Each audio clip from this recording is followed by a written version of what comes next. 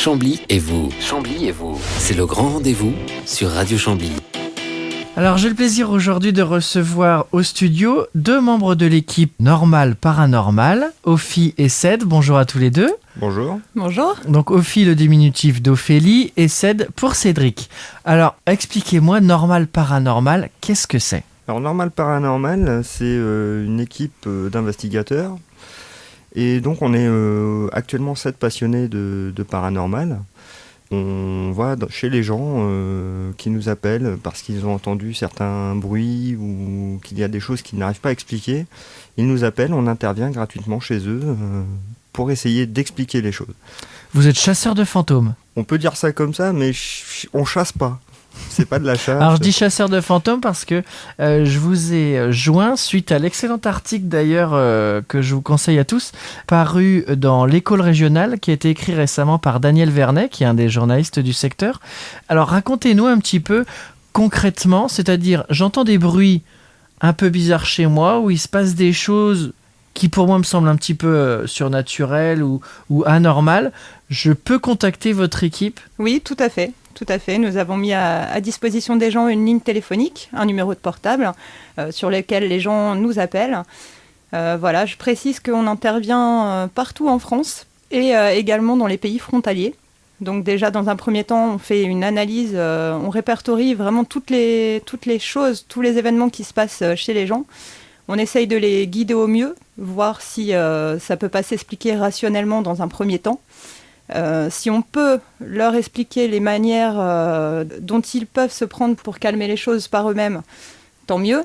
Et après, quand vraiment ça a besoin d'une intervention, là, toute l'équipe, ou du moins une bonne partie, se déplace pour faire une enquête sur place et éventuellement effectuer un nettoyage énergétique. Alors qu'est-ce que ça peut être ? Alors, ça peut être beaucoup de choses, de phénomènes tout à fait banals comme des grincements de tuyaux, des courants d'air que les gens ne connaissaient pas, qui assez puissants, qui font qu'il y a une feuille de papier qui s'envole. Ça peut partir de choses bénignes. Donc ça, vous avez l'expertise pour les trouver ? On a une certaine expérience qui nous permet de détecter quand ils nous disent j'ai ça qui se passe, est-ce que c'est écoutez, ça peut être ça, vérifier que vous n'avez pas de courant d'air, qu'on fait déjà à distance tout un process qui nous permet de vérifier si effectivement c'est ce qu'on appelle du paranormal ou si c'est du classique, du commun des mortels. Et lorsque ça va un peu plus loin, des déplacements d'objets relativement lourds, là on commence par une étude biogéologique, avec étude des nappes phréatiques en l'occurrence, puisqu'on a pu s'apercevoir que dès l'instant où il y avait une source d'eau, on avait des événements dits paranormaux qui étaient plus fréquents que dans des milieux où on n'avait pas cette zone d'eau. C'est-à-dire qu'en fait, il y a des gens qui vous appellent en vous disant « Écoutez, j'ai un objet très lourd chez moi dans mon séjour, il a bougé de 2 mètres. » Ça nous est pas encore arrivé, mais c'est arrivé à d'autres équipes qui ont déjà qui sont intervenues sur ce genre de site. C'est saisissant. Et ça, en fait, c'est dû à l'eau, alors ? Il n'y a pas que l'eau, mais l'eau est un phénomène non négligeable dans les causes paranormales. Alors, parlez-moi un petit peu de vos expériences à vous. Donc, Ophi qui a lancé tout ça. Parlez-nous un petit peu de ce que vous avez vu concrètement, des cas que vous avez traités. Alors en fait, ce qu'il faut savoir, c'est déjà que notre équipe a débuté en 2010. D'accord. Mais dans un premier temps, en 2008, j'ai créé le blog, donc Normal Paranormal, toute seule. À la suite de ça, quelques mois après, j'ai rencontré Ced, qui aimait le paranormal, donc c'est devenu une passion commune. Et avec une amie qu'on a en commun, qui s'appelle Carrie, à qui je fais un gros bisou, elle a décidé de nous rejoindre pour qu'on puisse commencer à créer une équipe, et justement être amené à intervenir chez les gens qui avaient besoin. La toute première investigation qu'on a faite, c'était pas l'une des moins musclées, on va dire, puisque c'est celle dont parle l'article donc de Monsieur Vernet dans l'École régionale. C'était donc notre investigation du côté de Metz, où là nous sommes intervenus dans une maison qui avait 3 étages plus un grenier, une très ancienne maison qui n'avait pas été habitée depuis plus de 30 ans et dans laquelle il s'est passé beaucoup d'événements flippants, si je puis dire. D'accord. Qui vous a appelé ? C'est-à-dire, il y avait les descendants des propriétaires ou des nouveaux propriétaires qui vous appellent ? Alors une nouvelle propriétaire, effectivement, qui venait de s'installer, qui avait ouvert un fonds de commerce au rez-de-chaussée de cette maison et qui avait prévu d'entreprendre des travaux dans les étages supérieurs pour y faire son logement, y vivre. Et quand elle a commencé à faire les travaux, en fait, il y a eu une manifestation des entités en fait, qui se sont réveillées parce que visiblement elles étaient plusieurs et elles ont commencé à la déranger pendant son sommeil. Donc il y a eu des griffes, des apparitions d'ombres dans les couloirs, des chuchotements dans les oreilles, des coups dans les murs. Enfin, tous les événements qui peuvent faire penser à un cas de hantise assez prononcé.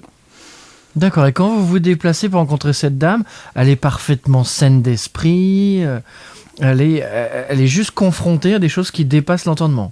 Tout à fait. Ce qu'il faut savoir, c'est qu'on y est allé 2 fois dans cette maison. La première fois qu'elle nous a reçus, cette dame, elle avait très très peur. Donc elle nous a accompagnés tout du long de notre investigation, puisque sachant que les personnes reçoivent des inconnus chez eux, c'est un peu normal que les propriétaires ou locataires nous suivent. Bien sûr. Mais ils ne sont pas téméraires pour autant, quoi. Je veux dire, dès qu'il y a eu vraiment une manifestation qui a été recensée, que ce soit via nos appareils, notre dictaphone, au niveau sonore, ou les caméscopes pour tout ce qui est du visuel, c'est sûr que ce n'est pas rassurant du tout. Qu'est-ce qui se passait ? Qu'est-ce que vous avez trouvé ? Alors, ce qu'on a trouvé, c'est pas évident à décrire, c'est surtout des phénomènes qui se sont passés, qui nous ont fait dire qu'effectivement, il y avait vraiment quelque chose. Il faut savoir qu'avant d'arriver sur les lieux, lorsqu'on a fait justement notre enquête, il s'est avéré que les anciens locataires, qui avaient eux aussi un fonds de commerce, semblerait-il qu'ils se soient barrés, c'était des gens de confession musulmane, et quand ils sont barrés, ils auraient crié « Shaitan, Shaitan ». Donc c'est un premier point, déjà, quand on a vu qu'en plus, par rapport justement à l'étude biologique du... Ah, pardon de vous interrompre, Shaitan, qu'est-ce que ça veut dire ? Alors Shaitan, en arabe, ça veut dire Satan, démon. D'accord. Donc en fait, ils ont fui à cause de ça, alors ? À cause de ça. Il y a eu quelque chose qui s'est passé qui les a poussés à fuir en laissant tout sur place. Donc ce qui est assez surprenant. Et effectivement, quand on est allé sur place, les matériels qu'on utilisait arrêtaient pas de bagoter, de faire des choses qu'ils n'avaient jamais fait jusque-là. Qu'est-ce que c'est comme matériel ? Alors ça va de la caméra thermique en passant par des caméras qui sont modifiées en full spectre.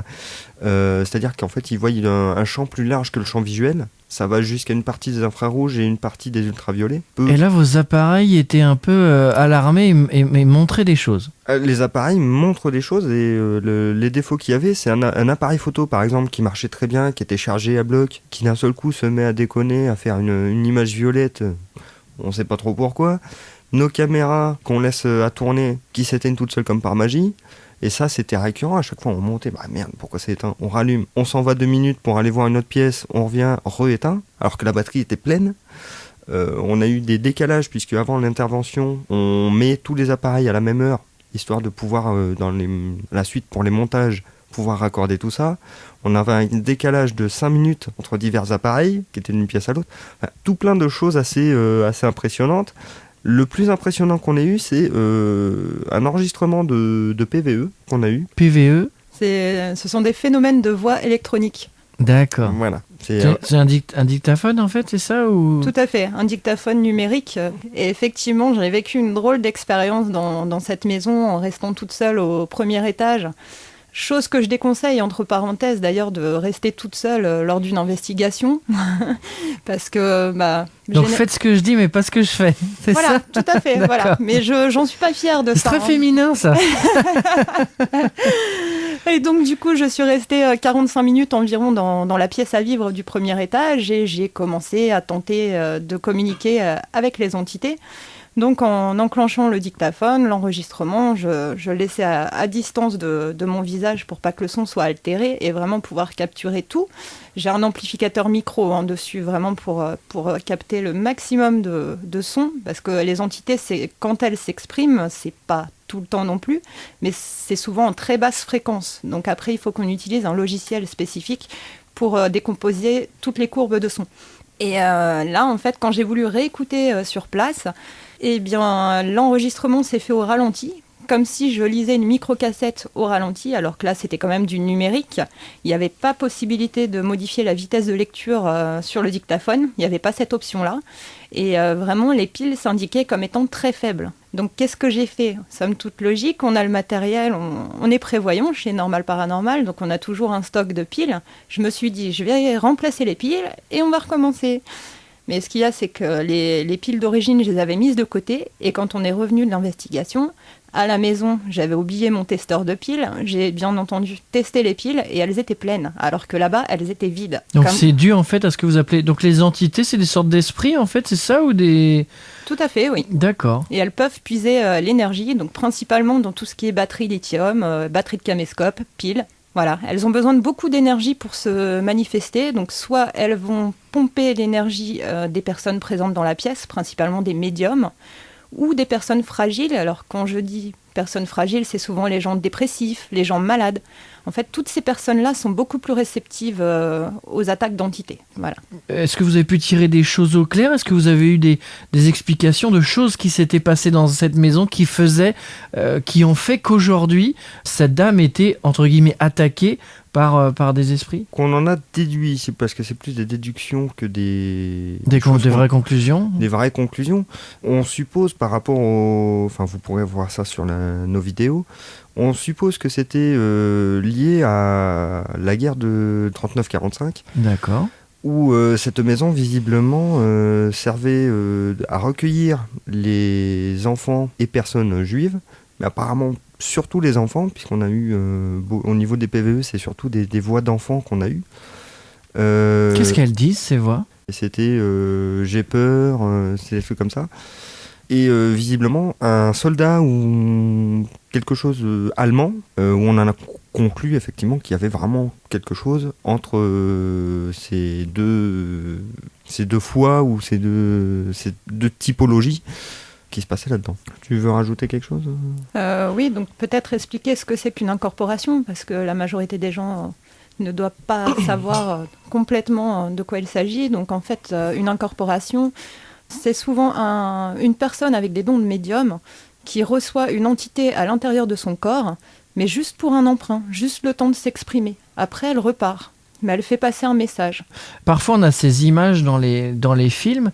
Ce sont comme des âmes un peu coincées. Et du coup, dans les films, ils parviennent à les libérer. Vous, en fait, en découvrant ces réalités ou ce qui s'est passé, ça permet un apaisement général. C'est-à-dire, aujourd'hui, cette dame qui a ouvert son commerce vit toujours là ? Alors là, c'est très compliqué puisqu'on y est allé à plusieurs reprises chez cette dame. La première fois, donc c'est là où on a établi qu'il y avait plusieurs choses. On a tenté quelque chose pour apaiser justement ce qui se passait dans cette maison, qui n'a visiblement pas marché, puisqu'elle nous a rappelé en disant « ouais, il y a toujours des trucs et tout ». La deuxième fois qu'on y est retourné, déjà son comportement n'était plus le même. À cette dame ? À cette dame. C'est-à-dire ? Avant même de rentrer, on s'est tous regardés, il y a un truc qui va pas, il y a quelque chose qui a changé. Donc on avait beaucoup d'appréhension en rentrant. Et la deuxième fois, on a fait des choses en plus. Maintenant, quant à savoir si cette dame est toujours là-bas ou pas, on n'en sait pas plus puisqu'on a coupé plus ou moins contact par rapport justement à ce changement radical. C'est-à-dire qu'en fait, vous êtes arrivé, elle était désagréable, elle était vraiment différente. Pas du tout. Disons que quand vous avez affaire à une personne qui a peur, qui est anxieuse par rapport à ce qui peut se passer chez elle, et que, ce qui est une réaction normale d'ailleurs, et que d'un seul coup vous revenez avec quelqu'un qui limite rigole de ce qui se passe chez elle et s'amuse à nous voir comme si elle savait exactement ce qui allait se passer, quand ça allait se passer, là on... Comme si elle était habitée en fait un peu ou si elle avait un... J'ai envie de dire oui. J'ai envie de dire oui. Ah ouais. Comme si ce qu'il y avait sur place, c'était entre guillemets emparé d'elle. Et donc là, la chose qu'on a fait, c'est plus de notre ressort. Il faut que vous appeliez quelqu'un de votre confession qui puisse intervenir chez vous. Là, nous, on n'a plus les compétences pour agir là-dessus. Parce que cette dame était de confession ? Elle fait partie de la communauté des gens du voyage. D'accord. Donc elle nous a dit que chez les gens du voyage, c'était un Ratchai, quelque chose comme ça. Désolé pour la prononciation. D'accord. Et donc du coup, à partir du moment où ça touche aux religieux et tout ça, ça n'est plus de votre ressort, il faut quelqu'un qui soit de la même confession que les personnes qui sont un peu habitées ? En fait, on va dire que ça m'est pas arrivé de faire des exorcismes, et quand je parle exorcisme, je parle vraiment exorcisme d'église, à base de rituels romains. J'ai quelques compétences, quelques connaissances, j'essaye de le faire au mieux. Donc je tente, quand il y a une possession qui n'est encore pas trop installée, où l'entité n'est pas encore installée très profondément en la personne.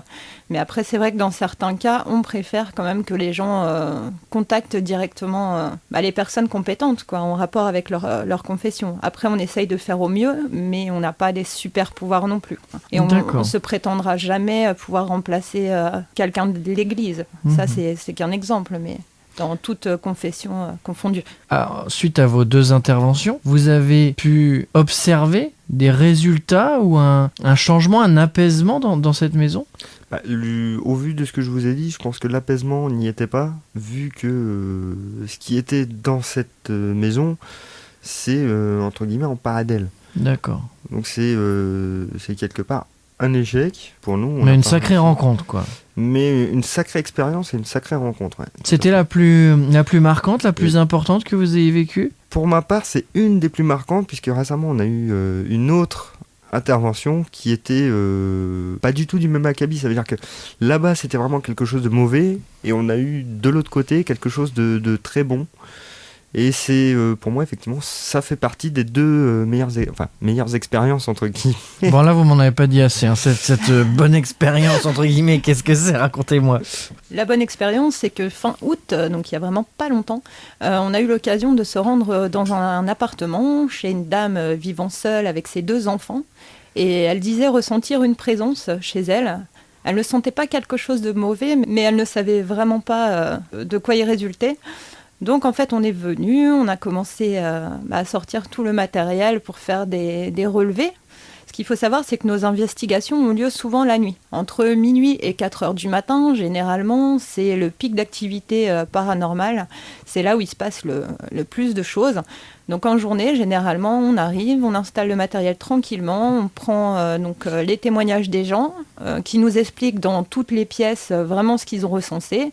On prend des photos, on filme, on fait quelques relevés de température, principalement avec la caméra thermique, ça c'est CED qui gère ça. C'est le technicien du groupe.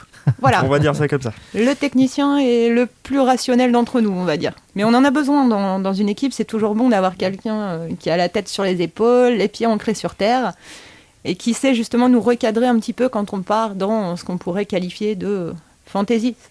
Même si j'appelle pas ça comme ça, puisque à la base c'est notre médiumnité et nos ressentis qui ressortent. Alors, fantaisie ou empirisme, phénomène d'empirisme, c'est le fait de comprendre quelque chose parce qu'on nous l'a dit, sans quoi ça serait impossible à comprendre.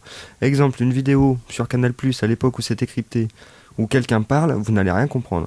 Il suffit que je vous dise mot pour mot ce qu'il vient de dire, et en réécoutant cette bande vidéo, malgré que ça soit brouillé, vous allez comprendre ce que la personne dit. Oui, l'esprit fait le lien, du coup. Voilà, c'est ce qu'on appelle le phénomène d'empirisme. Et donc, je mets un point d'honneur à essayer d'éviter ce phénomène, que ce soit sur les PVE ou sur les séances d'écriture automatique. Voilà.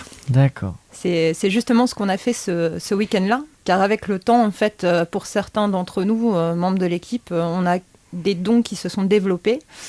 Moi, j'avais tenté à l'époque de faire des séances d'écriture automatique. Jusqu'à présent, les résultats n'étaient pas au top. Et là, c'est vrai que ce week-end-là, j'ai eu l'occasion de tester, de rentrer en contact avec un monsieur et un petit garçon. Qui étaient donc les esprits qui habitaient cet appartement. Tout à fait. D'accord. Voilà. De quelle manière ils se manifestaient ? Qu'est-ce qu'elle vous a raconté, cette dame ? C'était souvent des ombres, des courants d'air ou des chuchotements. Pas de manifestation brusque, vraiment pas de mauvaise intention en ces 2 entités. D'accord, donc vous découvrez 2 entités, 2 esprits, un père et son garçon, c'est ça ? Ou un papa et un petit garçon ? Alors, il se trouve, donc par l'intermédiaire de l'écriture automatique, que la personne m'a parlé d'elle. Donc, c'était un monsieur d'un certain âge. Il se trouve que c'était son papa, le papa de la dame qui nous a reçus, qui est décédé il y a peut-être 2-3 ans d'un cancer, et qui s'est exprimé par l'intermédiaire de ma main. Donc, j'étais dans un état de transe, je contrôlais rien du tout. Et voilà, il s'est exprimé pour laisser une belle lettre à sa fille, en utilisant bien entendu des expressions que lui et sa fille connaissaient, et moi j'en avais aucunement connaissance. D'accord, c'est-à-dire en fait, il vous a habité un moment, le temps que vous écriviez. En fait, il voulait dire des choses à sa fille qu'il n'a pas eu ou pas pu dire avant de partir, c'est ça ? Voilà, donc là c'était vraiment une très belle lettre avec des expressions à lui, dans laquelle il a révélé quelques secrets d'ailleurs qui concernaient cette dame-là et qui sont ressortis, secrets qu'on n'avait pas connaissance bien entendu. Donc ça a été une grosse séquence émotion à la relecture. Ah ouais, là tout le monde finit à pleurer en pleurant. Là. Voilà, Pas loin. principalement la Ah dame qui nous a reçus, parce que c'est vrai que là c'est un beau cadeau entre guillemets qu'on lui a fait. Même bon, c'est sûr, on avait la volonté de rentrer en contact avec les entités, mais je pensais pas que j'allais avoir un tel message. Et justement, quand Ced a parlé d'empirisme, on a bien travaillé là-dessus au sein de l'équipe pour pas être amené à faire de confusion. C'est-à-dire qu'on a tous relu pour cette investigation. On était 3, il y avait Ced, Franck et moi-même. Et donc, j'ai fait relire ce que j'avais écrit aux garçons. Chacun dans leur coin, ils ont pris une feuille de papier, ils ont noté à peu près ce qu'ils arrivaient à décrypter par rapport à ce que j'avais écrit. Parce que justement, l'écriture automatique, faut pas se leurrer, on fait pas des belles lettres bien formulées, c'est vraiment pas de niveau calligraphique. Ça reste une succession de boucles et de traits. Tant que l'entité nous parle, nous habite. Donc là, l'entité habitait ma main. Et donc on s'est relus chacun les uns après les autres. Après, on a mis en commun ce qu'on avait trouvé. Et on a pu conclure, quand plusieurs fois le même mot revenait pour chacun d'entre nous, que c'était le bon mot, en fait. Et ce qui nous a donné quand même une lettre avec pas mal de contenu et assez émouvante. C'est incroyable, vraiment extraordinaire. Et donc la deuxième entité ?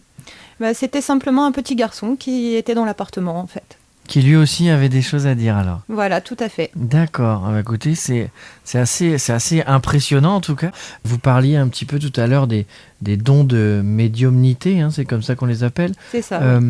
Comment on s'en rend compte ? Alors on s'en rend compte, déjà je dirais que c'est difficile à accepter parce qu'on se sent différent des autres. On voit, on entend des choses que le commun des mortels, entre guillemets, ne peut pas percevoir. Donc c'est pas forcément évident et pour ma part, on va dire que mes dons ont été confirmés par un médium quand j'avais 14-15 ans. Voilà, une rencontre vraiment qui n'était pas prévue, mais la personne m'a regardé dans le blanc des yeux, a fait un blocage en fait sur moi et m'a dit que j'étais medium channeling, donc je ne savais pas du tout ce que c'était. Il se trouve que justement je suis un petit peu un aimant à esprit, donc dès qu'il y a une âme en peine qui a besoin de faire passer un message, généralement elle vient jusqu'à moi. Je ne suis pas dans l'obligation de me rendre sur place.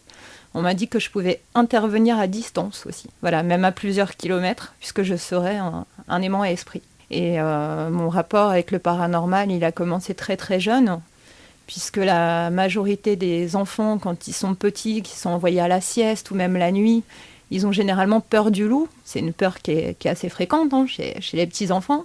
Et moi, en fait, j'ai toujours vu un homme avec un chapeau, donc c'était une ombre noire, qui était dans ma chambre en permanence. Comme pour veiller sur vous ? Non, je ne pense pas qu'il voulait malheureusement veiller sur moi. Je pense qu'il voulait plus me taquiner, m'embêter. Enfin, ça avait vraiment l'air de pas être quelqu'un de gentil, en fait. Donc vous étiez une enfant qui du coup pleurait ou était inquiète à l'heure de la sieste ? Voilà, je faisais énormément de cauchemars, je refusais d'y aller. Bon, bien entendu, j'avais pas trop le choix, hein.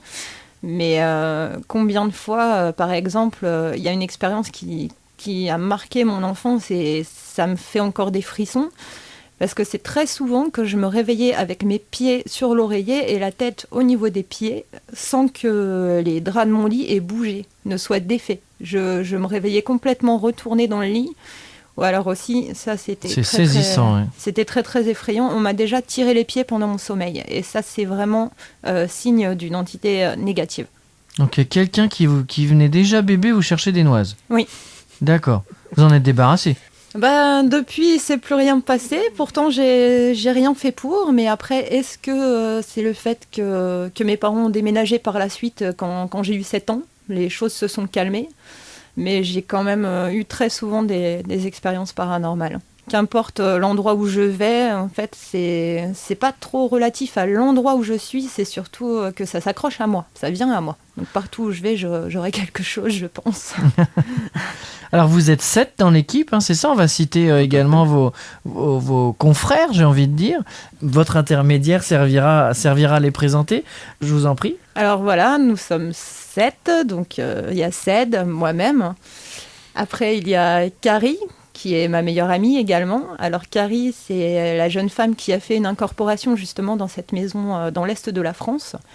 Donc elle, de base, elle est médium empathique, c'est-à-dire qu'elle est apte à ressentir vraiment toutes les émotions que dégagent les entités. Et donc les entités empruntent son corps pour faire passer des messages, mais des fois ça peut être très bouleversant, comme dans cette maison justement dans l'est de la France, où Carrie a été habitée par l'esprit d'une petite fille visiblement juive, et qui cherchait absolument à fuir ce fameux soldat, ou ce qui y ressemble, allemand, qui était sur place, qui avait visiblement exécuté beaucoup de femmes et enfants juifs, qui étaient parqués dans cette maison. Voilà, c'est par son intermédiaire qu'on a pu en savoir un petit peu plus sur l'historique de cette fameuse maison, justement. Et comment elle fait c'est parce qu'elle doit être profondément marquée par ce type d'expérience. Comment moralement, ou alors est-ce qu'on développe une robustesse plus importante ? Alors je pense qu'au fur et à mesure des expériences qu'elle a vécues, elle a dû apprendre à se renforcer un petit peu au niveau mental, parce que ça reste des expériences très, très affectantes. Après, au niveau de notre équipe, on se soutient vraiment les uns les autres, hein. On fait une belle alliance.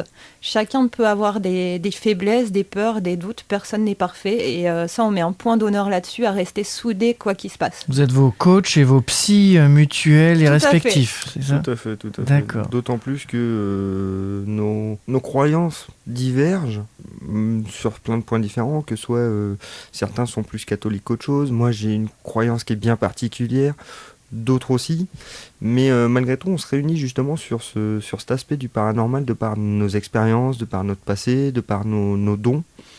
Donc Ced, Ophi, Carrie. Ensuite, on a Franck, donc qui est un des derniers, enfin ça fait déjà quelques mois qu'il est dans l'équipe. C'est justement avec Franck qu'on a fait l'investigation de fin août, où je suis rentrée en contact par le biais de l'écriture automatique avec le papa de la jeune femme. Et donc c'était sa première expérience sur le terrain. Franck était quelqu'un d'assez timide, qui n'avait pas réellement conscience de ses dons. Donc je lui avais proposé de nous accompagner pour justement qu'il apprenne à se trouver. Et il a développé son don d'empathie également, comme Carrie, c'est-à-dire qu'au cours d'une séance de PVE qu'on a réalisée là-bas au soir, il s'est mis à pleurer subitement, parce qu'il a ressenti justement l'âme en peine qui rôdait dans l'appartement. Est-ce que depuis, je fais une petite digression, on a parlé justement de ce papa qui, par votre intermédiaire, a laissé une belle lettre à sa fille. Est-ce que depuis, les phénomènes ont cessé ? Est-ce que du coup, cette âme, entre guillemets, a pu partir en paix une fois qu'elle a eu... Vous avez des contacts de nouveau avec cette dame ? Alors oui, on est toujours en contact. Bon, par contre, comme ça fait pas longtemps qu'on y est allé, on attend un petit peu avant d'avoir plus de retours. Mais on sait que son papa est toujours là. Et au moins, quand il lui fait signe, maintenant, elle a plus peur, puisqu'elle sait qui c'est et pourquoi il est là. D'accord, elle ressent, donc du coup, elle prend ça comme de la bienveillance. Voilà. Après, D'accord. il est vrai que je lui ai conseillé d'allumer une bougie, parce qu'elle a toujours une photo de son papa au niveau de son bureau. Il aimait bien s'y installer à cet endroit-là. Et c'est d'ailleurs là qu'on avait détecté sa présence dans l'appartement, là où il y avait le summum de manifestations qui se passaient. Et voilà, je lui ai dit, laissez une bougie allumée pour votre papa, il a besoin de lumière. Et effectivement, depuis que j'ai dit ça, elle s'applique à le faire. Et je pense que son papa, ça doit lui faire du bien. Au moins, il voit qu'elle pense à lui, quoi. Qu'elle l'oublie pas. D'accord, bon. On a parlé de Franck, qui reste dans l'équipe ? Alors, il reste Coem. Donc, Coem, c'est le plus jeune de notre équipe. Jeune par âge, mais pas par expérience. C'est-à-dire qu'il a pas mal de connaissances sur tous les domaines spirituels, y compris la démonologie. Parce que malheureusement, quand on fait des investigations, on peut tomber sur des esprits sympas, comme sur des moins sympas, et il faut avoir le maximum de connaissances, même dans tout ce qui est très très noir, très très sombre. Voilà, donc Coem nous aide beaucoup, c'est un peu notre encyclopédie, on va dire. Il a énormément de connaissances.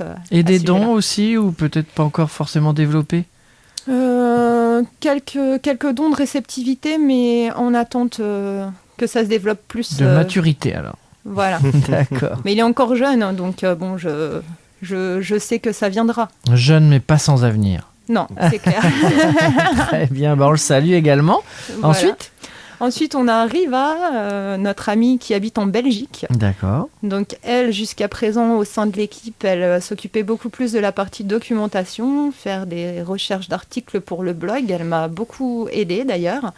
En fait, actuellement, elle nous a donné quelques coordonnées d'endroits qui seraient susceptibles d'être intéressants pour faire une investigation. Donc peut-être une prochaine investigation du côté de la Belgique. Ça sera l'occasion d'aller la voir et de faire une expérience terrain avec elle. Ça fait 6. Et le 7e, le petit nouveau, c'est Mika. Le petit. Mika avec son 1m95, à qui je fais de gros bisous, aux autres également. Et voilà, Mika, en fait, il a vraiment des dons. Il voit des choses, des entités. Bon, quand il est venu chez nous, il n'y a pas si longtemps que ça, il a vu des choses aussi, à la webcam également. Mais aussi sur photo. Donc actuellement, il nous aide beaucoup puisqu'on a une adresse mail sur laquelle les gens peuvent nous contacter et nous envoyer les photos et les vidéos étranges qu'ils pensent avoir prises. Donc après, nous, on fait le point, on demande l'avis de tous les membres de l'équipe, ce que chacun voit, perçoit, ressent. Et justement, Mika est chargé actuellement principalement de donner son avis et d'analyser toutes les photos qu'on nous envoie. Et il arrive à voir des visages, des personnes. Enfin, c'est hallucinant tout ce qui ressort de ces visions, en fait. D'accord. Et donc on peut vous poser des questions. Quelqu'un qui se dit tiens, est-ce que c'est normal ou paranormal, peut, via votre blog ou via Facebook, vous contacter pour justement avoir des réponses ou savoir si ça mérite des investigations, c'est ça ? Voilà, tout à fait. Quel type de cas vous avez déjà eu qui étaient sérieux et qui ont mérité ou sur lesquels vous êtes intervenu ? Il y en a eu pas mal, donc j'en cherche un qui soit... Un ou deux, hein, comme vous voulez. Ouais. Non, c'est des gens justement qui ont des dons et qui se demandent est-ce que c'est normal, je vois ça. Donc dans certains cas, c'était effectivement avéré qu'ils avaient des dons. Donc Ophi, qui est plus, je vais pas dire rapport client, mais qui est bonne en communication, c'est elle qui s'est chercher justement de dire à cette personne effectivement vous avez des dons, si vous voulez les développer, vous pouvez faire ça. D'autres qui savaient qu'il y avait des dons mais qui ne les acceptaient pas. Donc là c'était un peu compliqué parce que on ne peut pas refuser un don qu'on a, on ne peut pas le maîtriser. Le maîtriser si, mais on ne peut pas le rebuter. D'accord. On peut le mettre en sommeil en fait quelque temps, mais on ne peut pas le renier quoi. Il est là, voilà. Il va forcément se réveiller, d'accord. Tout à fait. Et après, le genre de truc qui est récurrent, malheureusement, c'est des jeunes qui ont fait des séances de spiritisme ou des tables Ouija. Alors ça, je fais partie de ceux qui l'ont fait quand on est jeune. Nous, c'est pas bien. On se planquait dans le CDU ou à l'internat et on faisait une petite séance, mais il y a des règles bien particulières. Expliquez-nous déjà ce qu'est le spiritisme et de quelle manière il se pratique, ce qu'il ne faut pas faire. Alors, le spiritisme, c'est le fait de tenter d'établir un contact avec les entités. Après, il y a différents moyens. Bon, le plus connu étant la planche Ouija, ou du moins ce qui y ressemble, puisqu'on n'est pas obligé d'avoir une planche en bois ou une tablette en plastique avec les lettres, les chiffres. On peut très bien faire ça avec une feuille A4, faire les lettres au stylo, prendre un verre. C'est quand même quelque chose de très très dangereux. Après, niveau spiritisme, il y a aussi l'écriture automatique qui en fait partie. Tout ce qui est enregistrement PVE aussi, puisque là, on demande aux entités de s'exprimer et on va les enregistrer vocalement. Donc, ce qu'il ne faut pas faire, je dirais plus en rapport avec le Ouija, c'est justement, même si vous avez peur, il ne faut pas quitter la séance. Il faut vraiment qu'il y ait le même nombre de personnes du début à la fin. Pas d'animaux, pas d'enfants dans la pièce. Mais je tiens à préciser quand même que je déconseille cette pratique qui est très dangereuse. Et il y a beaucoup d'adolescents qui nous écrivent pour nous demander, parce qu'ils ont constaté après leur séance qu'il se passait des choses, il leur arrivait beaucoup de choses. Malheureusement, quand on commence une séance de spiritisme, on ouvre une porte qu'il est impossible de refermer. Donc même si vous n'arrive pas de choses, d'événements particuliers immédiatement après, dans plusieurs années, à mon avis, vous aurez des signes. Et j'espère pour vous d'ailleurs que ces signes ne seront pas trop négatifs, puisque ça c'est vraiment le risque. Il y a un moyen, par la suite, du coup, quand on se rend compte qu'on a fait, par exemple, qu'on a mal terminé une séance, qu'on se rend compte qu'il y a des signes positifs ou négatifs, de refermer un petit peu cette porte ? La meilleure des choses, c'est avant d'en arriver là, de faire les choses proprement. Ouais. C'est à savoir que la phrase typique, je ne citerai pas ici, qu'on entend dans tous les films, lorsqu'ils font une séance de spiritisme, il y a toujours une phrase bien spécifique qui est dite, que je ne citerai pas encore une fois. Je peux m'y risquer ou pas pour que chacun s'y... Faites ce que vous voulez. On est là. Ça, c'est souvenir de jeunesse. C'est vrai que la séance, souvent, alors à tort, donc apparemment, commence par esprit es-tu là ? Voilà, ça c'est la phrase à proscrire. Il vaut mieux, quand on fait du spiritisme, de toute façon, on cherche à avoir un esprit bien particulier. Oui. Donc plutôt citer son nom, es-tu là ? D'accord. Donc Papy, es-tu là ? Ou Jean-François, es-tu là ? Vous minimisez déjà les risques en ciblant un esprit particulier, ce qui évite justement l'ouverture en grand d'une fenêtre qu'on aura du mal à refermer. Bon, si on est inconscient, comment on fait après pour lui reclaquer la porte au nez à cet esprit ? Les portes, selon moi, ne peuvent pas se refermer. Après, on peut bien entendu se faire un nettoyage, donc un dégagement par le biais de rituels. Après, chacun sa confession, mais je dirais éventuellement, s'il nous arrive beaucoup de choses négatives, de s'adresser soit au diocèse ou à la mosquée, se rapprocher vraiment des personnes compétentes si les choses vont trop loin, et ne pas avoir honte et parler clairement de ces choses-là avec les gens compétents qui ne porteront pas de jugement et qui sont là justement pour venir en aide à ces personnes. En dehors des dons, il y a des objets, je vois par exemple que vous avez une médaille autour du cou. Est-ce que certains signes, certains sigles, certains objets aident ou peuvent permettre justement de ne pas être embêté entre guillemets par... Tout à fait. Alors là encore, on est chacun dans sa foi, et là on parle réellement de foi envers sa confession. Certains auront la foi en Christ, donc en Jésus-Christ, et donc ils vont porter effectivement un crucifix. Certains, comme Ophélie, admirent et ont foi en Saint Benoît, mais je lui laisserai détailler un peu plus. Donc c'est une médaille de Saint Benoît. Moi, personnellement, c'est une médaille de famille, puisque je suis plus orienté sur des religions de type amérindien, de type... très famille, les ancêtres. Donc moi, c'est une médaille familiale que j'ai depuis tout petit, que j'ai sur moi. Et chacun a son gris-gris, en quelque sorte, qui le protège. Ophi ? Oui, Saint-Benoît ? Oui, Saint-Benoît. Donc je porte la médaille de Saint-Benoît autour du cou. Donc c'est le saint patron des exorcistes, ce qui n'est pas anodin. Dernièrement, je me le suis fait tatouer également, ce symbole-là, dans le dos, puisque les entités, généralement, quand elles essayent de nous attaquer, elles s'accrochent souvent à la nuque. Donc après, on a des douleurs cervicales, et c'est par là qu'elles répandent le mal, les mauvaises intentions à l'intérieur de nous. Donc j'accorde beaucoup d'importance à la médaille de Saint-Benoît, c'est vrai, mais pour la majorité des membres de l'équipe, en fait, on ne se rattache pas spécialement à une symbolique. C'est plus la conviction et la force qu'on va mettre dans un objet. Et chacun vraiment a son gris-gris, comme Franck, par exemple, qui a une croix celte, parce que c'est rattaché à ses origines.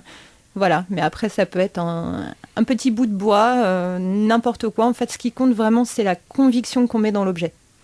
Et chacun dans l'équipe a son petit gris-gris qui l'accompagne en investigation. La foi qu'on porte à l'objet fait beaucoup. C'est d'ailleurs ce que disent dans toutes les religions. Il faut avoir la foi. Foi en quoi ? Après, chacun sa foi. Nous, on a nos objets. Comme on dit, chacun voit midi à sa porte. Exactement. Tout à fait.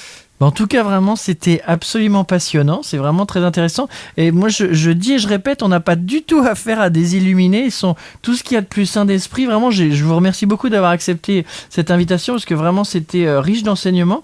On peut vous voir, vous contacter via le blog, la page Facebook. Allez, vous me donnez toutes les adresses, le numéro de téléphone, le mail. Enfin, si quelqu'un a des questions à poser suite à cette émission, si quelqu'un veut plus de renseignements, si quelqu'un veut voir vos vidéos, dites-nous tout. Alors, on est visible un peu partout sur Internet. Déjà, ce qu'il faut savoir, c'est qu'on a une chaîne YouTube sur laquelle on diffuse nos investigations qui sont sous forme d'épisodes.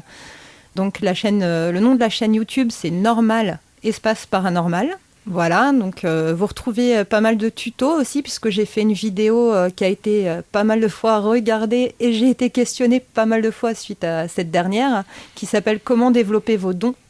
qui explique dans le sens général un petit peu tous les dons. C'est vraiment une revue globale, mais qui peut intéresser certaines personnes et peut-être les aider à se trouver. Donc voilà, j'invite les personnes curieuses à la consulter. Après, au niveau de notre blog, donc on a un blog, l'adresse c'est normal-paranormal.skyrock.com. Actuellement, il doit y avoir plus de 650 articles traitant de sujets différents. On peut partir sur des thèmes comme la religion, les possessions, les ovnis. On aborde vraiment des sujets différents. Il y en a pour tous les goûts et tout est répertorié donc par mots-clés. Donc les gens peuvent faire s'afficher uniquement le thème, le sujet qui les intéresse en fait. D'accord. En rapport avec le blog et notre équipe, on a bien entendu une page Facebook qui s'appelle le blog normal-paranormal. Un compte Twitter également, donc normal paranorme, voilà, tout attaché. Qu'est-ce qu'on a encore ? On a un numéro de téléphone sur lequel les gens peuvent nous joindre pour nous poser des questions. Bien que je préfère répondre aux questions par mail, j'indiquerai notre adresse email après. On va dire que le numéro de téléphone, la ligne téléphonique normale paranormale, on la consacre principalement aux gens qui ont vraiment besoin d'une intervention. Donc à toutes ces personnes, je vous invite à nous contacter au 06 95 22 63 39. 06 95 22 63 39. C'est une ligne téléphonique mobile, tout ce qu'il y a de plus classique, elle n'est pas surtaxée. Et voilà, les gens peuvent nous joindre tous les jours, du lundi au dimanche jusqu'à 22h, donc ils n'hésitent pas à nous appeler. À 22h, c'est dodo. Voilà. On termine par pas toujours, mais... Ah oui, c'est vrai, sauf quand il y a investigation. Voilà. On peut même vous appeler entre minuit et 4h, alors si j'ai bien compris. Ça sera sur répondeur. Ça sera sur répondeur, mais on répondra au plus tôt. Ou autrement, on a une adresse email aussi, sur laquelle on réceptionne principalement les photos. Et on répond aux questions d'ordre personnel. Donc c'est messagerienp@gmail.com. Voilà. Très bien, écoutez, un grand merci, vraiment, c'était riche d'enseignements. Bonjour à toute l'équipe. Et puis bon, j'espère personnellement ne pas avoir affaire à vous. Merci et à très bientôt. Merci beaucoup. Retrouvez le grand rendez-vous